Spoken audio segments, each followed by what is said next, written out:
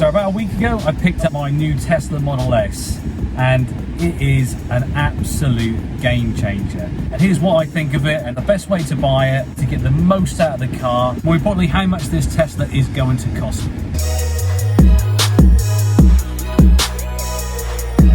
What's up guys, Dan Trevidi here, I hope you're all well. I'm sat on my new Tesla, I've had it for about a week.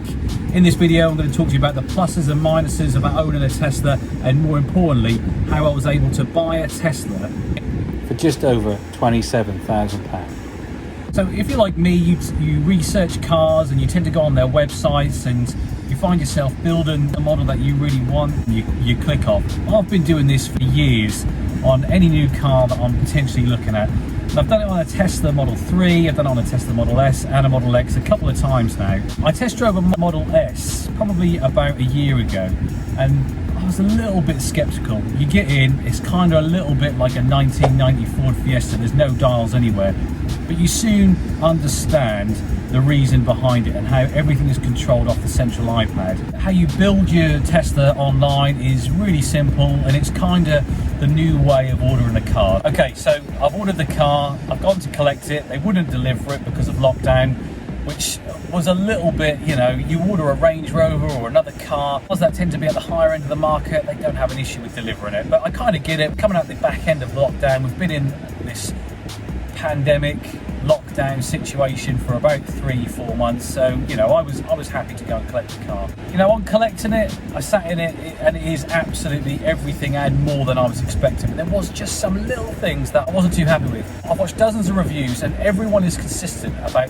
having issues with the paintwork, and my car was kind of without exception, but it was all really minor stuff, really minimal scratches because I was looking for it, but the guy noted it and they're going to send someone out to sort it all out. But the paint quality on some of the body parts, because this car is like a mixture of plastic and aluminium, and the paint doesn't seem to be like the absolute best that I've ever seen. Don't get me wrong, it's not crap, but it's not the best. And when I pointed it out, it's well within Tesla's tolerance. So I guess that means that Tesla's tolerance in terms of quality sign-off is probably a little bit lower than some of the premium car manufacturers. People like Land Rover, Mercedes, those sorts of things. I was just talking about the interior, so everything is kind of driven by this central iPad touchscreen, and first sort of 30 miles I was getting used to it, but after that really is a complete game changer. To have everything working off this iPad and the technology that supports the Tesla, it kind of all makes sense, and it makes driving my old Range Rover, which is next door, feel like I'm stepping into a shed and driving something from like 30 years ago. The Tesla is definitely bringing the driving experience into the 21st century. It's kind of harsh. When I first stepped into a Tesla, I referred to it as a 1990 Ford Fiesta. You literally have your steering wheel, your indicator and your lights, and that's pretty much it. But that was unfair, and that was when I sat in a Tesla which was all black finish. The model that I wanted and what I've now got is the cream and the oak finish, which is absolutely fantastic, and I think it gives a really futuristic look. Just a couple of things, this central console here, it seems like a big lump to have in the middle, and it's kind of a waste. You've just got a couple of cup holders and that's it, and really something that lifted up to put your keys in would have been better, because the only other places you've got are these little central compartments here. And even though this is pretty cool, the push mechanism, I'm kind of a bit disappointed I can't just have it sort of halfway here, because when you put your phone, if you're anything like me, you put your phone so you can just see if you have a call coming in. You put it here and you put your foot down, it just slides back, so that's not great. But I watched a couple of reviews on some of the older models, and they were saying you have to like press the iPad and you have to press something else just to open the glove box, but this has its own little independent button here, so pretty cool. You know, this central console, I mean, it is linked to your phone via the app, so little things which makes this car, I think, just a lot better than anything else. So you've got the app which can control your climate, so you can turn the climate on from within your house. The car will cool down before you get into it. You can honk the horn, you can flash the lights, you can open both the front and rear trunk from the app. It's pretty slick, it's pretty good. And this iPad in the middle is really no different. And you've got all of the toy box which are all pretty gimmicky, and they're great to start with, but it's one of those things that you'll never use after a couple of weeks. And the same with the games in the car. You know, you've got games here which are really great to start with, especially when you're sat in your supercharger. But after a couple of times playing them, they're pretty dull, they're pretty rubbish. You know, I think one of the features that I think is definitely one of the best is the internet and this streaming that you get included in the car, and the ability to watch Netflix and YouTube via these apps. Now, I haven't found a way to move or add any more apps yet, so I'm kind of thinking you can't do that.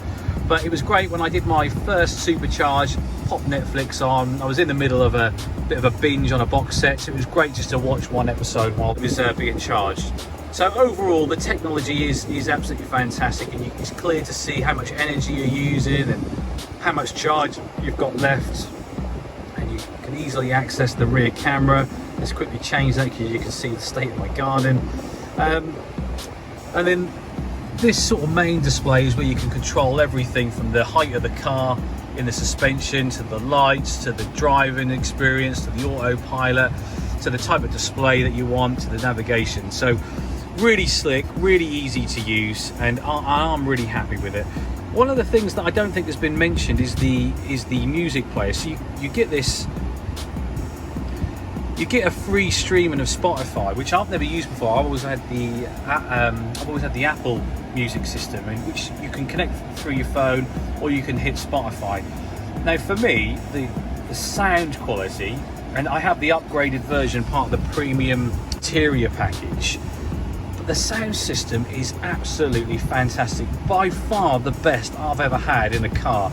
And one of the things that I didn't like about my Range Rover Sport was the quality of the sound system, and you'd crank it up and there would just be no guts to it whatsoever. And this has some really decent bass to it. So another win for Tesla. Then you've got your steering wheel. Again, looks really basic, but it has everything that you need. You can control all of your bits and pieces using this little mini scroll here, everything from the temperature to the fan speed, right through to your phone calls. And then you've got this side which does your music and your volume, and if you're on a call, you can turn the music up as well. This one here controls your autopilot and your cruise control. And when I first tried it, it wasn't working, and I realised I had to engage the autopilot. And do you know what? After a week of driving a Tesla, I honestly do not know how I got on without it.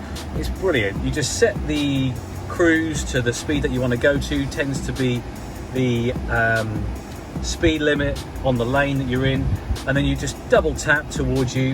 It engages the autopilot, and then effectively, as long as you get your hands on the wheels, it will engage the autopilot and steer for you. It's a fantastic bit of kit. And you know, when the time comes and you're able to have the full self-driving on these roads, that is something that I will absolutely be upgrading to. It's a no-brainer.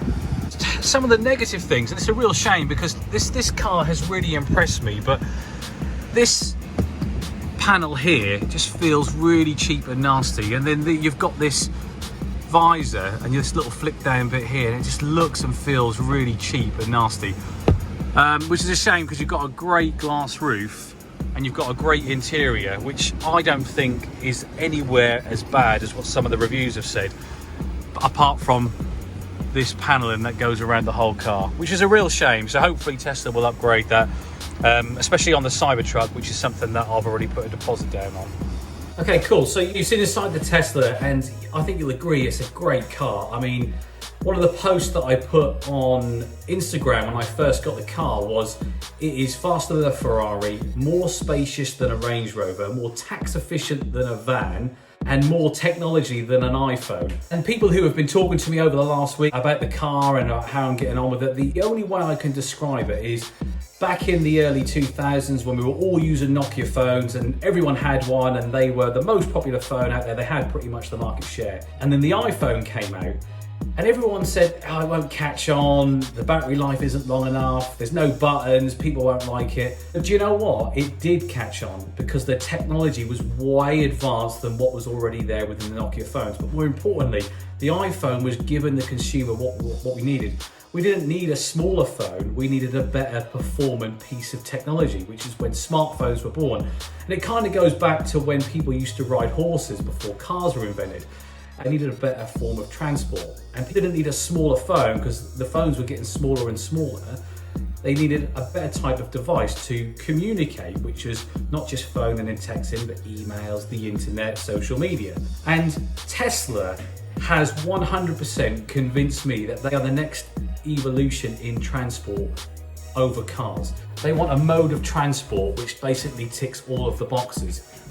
And things like having the access via your app, the self-driving capability, the tax benefits of having it, and it being electric, which is not only kind to the environment, but is kind to your pocket as well, because you don't have to be putting hundreds of pounds in a month, petrol or diesel. So I think overall, Tesla has definitely hit the mark, and you can see some of the bigger players now trying to play catch up, very similar to how Nokia and BlackBerry were trying to play catch up to the iPhone. They never did succeed. And I think we're going to see some of the big car manufacturers who are now trying to play catch up fall below the waistline. I was a huge fan of Land Rover, and I still am. I love the brand, but they are years behind this technology. And I remember going in when I last had a service and they were trying to talk to me about the Range Rover Hybrid, and it just felt like they had missed the boat on this one. They were just too late to the party. And unfortunately for them, fortunately for Tesla, I've jumped ship. I am so pleased with it. And I cannot tell you that I've now become a huge fan of the brand as well. I think Tesla is a great brand. And even though the car isn't perfect, the benefits definitely outweigh the negativity. Okay, so let's get into the numbers, which is kind of what you're all tuned in for. So as you know, we're now coming out of lockdown and the pandemic of the coronavirus. And I've been saying, be fearful when others are greedy, but be greedy when others are fearful. And there was not a better time to be greedy when everyone was being fearful a few weeks back. And the same in property. And I've been ridiculed. I've had so many comments about how wrong I am. I've got a huge shock coming. Well, let me tell you now, I picked up one of the best deals I have for a very long time in the height of the lockdown when the market was completely frozen. And I do not think the spillage effect of this lockdown is going to deliver me an equally good deal. And in the height of the panic and in the height of the lockdown, Tesla suffered a huge drop in share price. Now, I like a deal, and I really only ever buy something if I think I'm getting a good deal. And that goes not just for property, that goes for clothes, that goes for holidays, building materials, anything. If I can save a few quid, then I will. But Tesla was having none of it. Now, I like to have a chat, I like to do a deal. Tesla, their ordering process, which I think is far better than going into a dealership and spending weeks haggling with a salesman who walks off licking his lips if he thinks you've got you on a deal with loads of warranty and loads of insurances.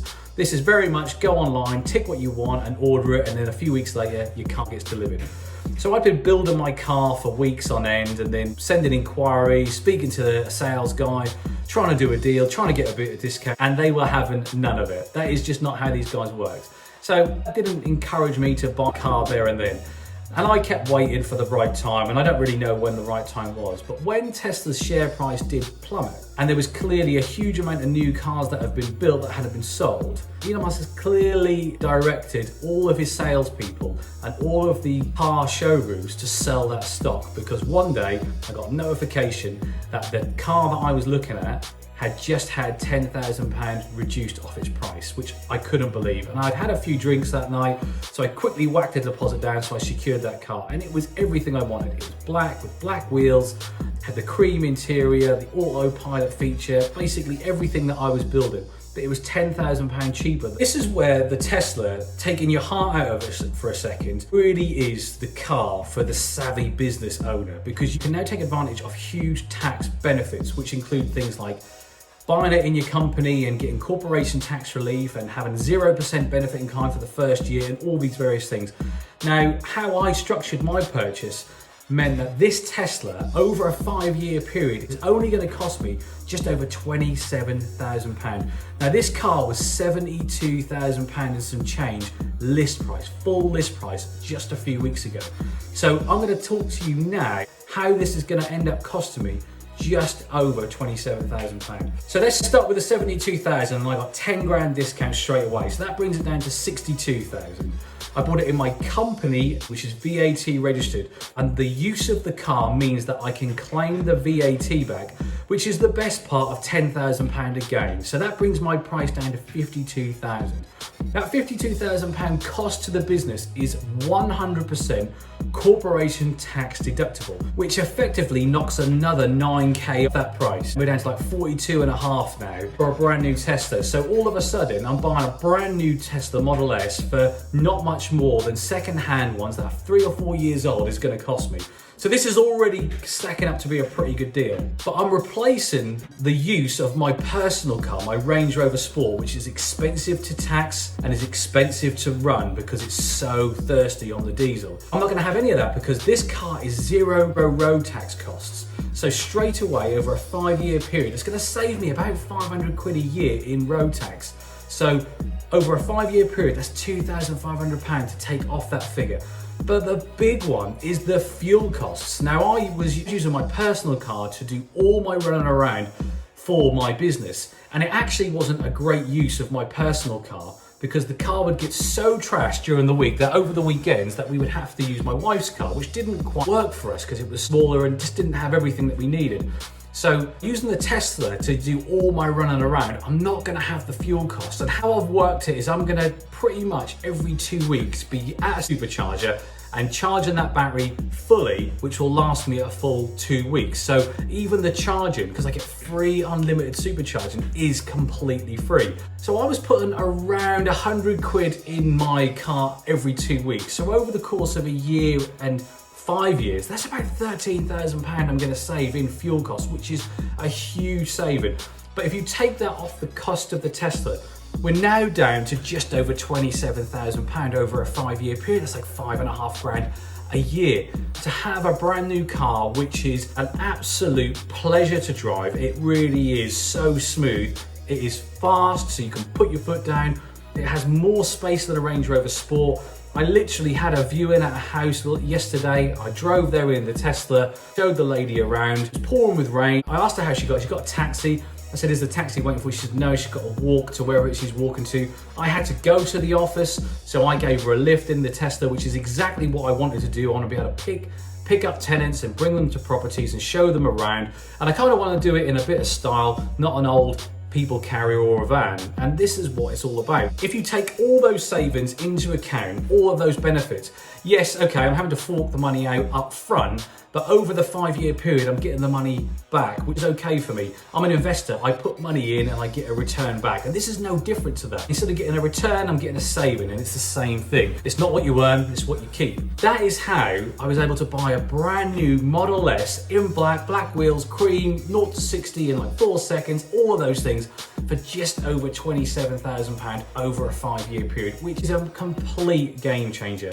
And I've just heard that there is a potential car scrappage scheme also coming in, minimum of £6,000 if you decide to buy an electric car, which if you add that into the mix, you're going to save even more money. So electric cars are the way forward. It's a complete no-brainer. I cannot see why anyone would look to buy anything else other than an electric car, and if I'm being honest with you, other than a Tesla. But that's it from me. So that's my review on the Tesla. That's how I was able to buy it for just over £27,000. Hope you found the content rich. Don't forget to hit the like button. Don't forget to hit subscribe, and I'll catch you all on the next video.